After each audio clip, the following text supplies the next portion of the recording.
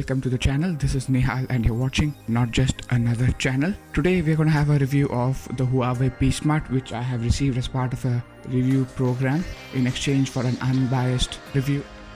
I just got it for a low deposit. Not to be confused with the P series phones, the Huawei P20, P20 Lite and the P20 was launched. Those are the higher end flagship level phones, but this is more of a mid-range budget level phone. Let's quickly go through unboxing.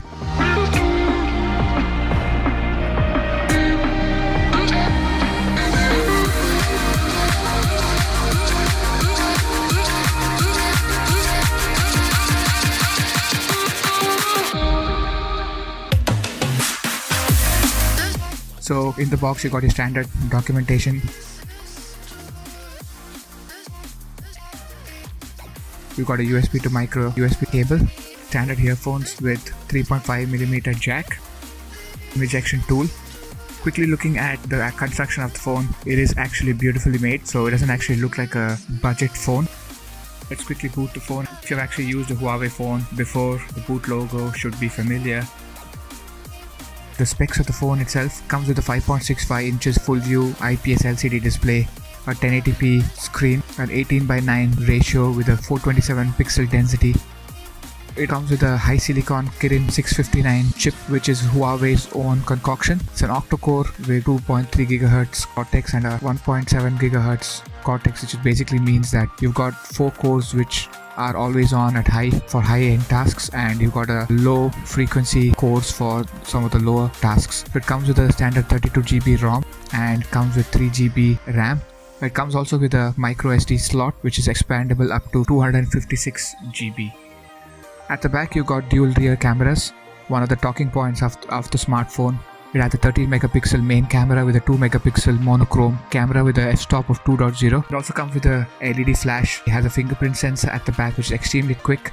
The NFC is a surprise since not many budget phones at this range support NFC. It has a 3000 mAh battery, which means that it provides you with more than enough juice to actually run through at least a single day or day and a half, at least depending on your usage. It comes with Bluetooth 4.2, which is last gen but doesn't mean that it's bad in any way.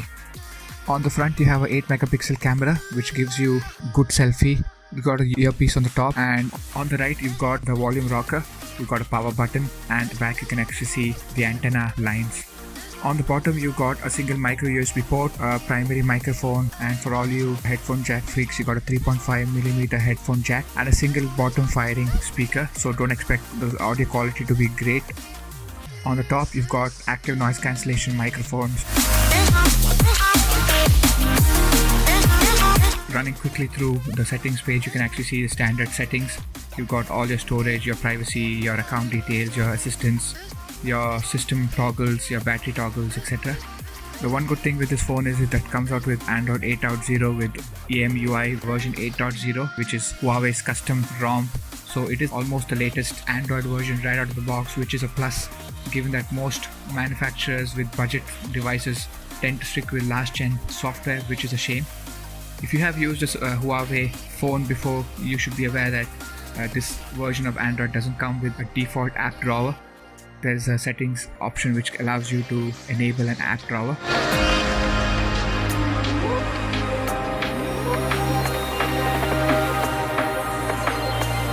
The outdoor visibility of the screen is not as great as the other phones.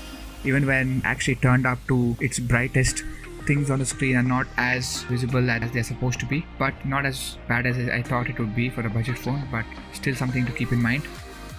Now coming back to the main talking point of this phone, it's its dual rear cameras. It gives you the option of a bokeh effect, which essentially means that if you are trying to focus on a subject, it tries to actually blur out the background, so which gives you something they call as a bokeh effect. The camera is great for that price range. Don't expect it to be fantastic, mind-blowing like some of the other devices like the P20 Pro or Huawei's own Mate series phones, but for this price range it is fantastic.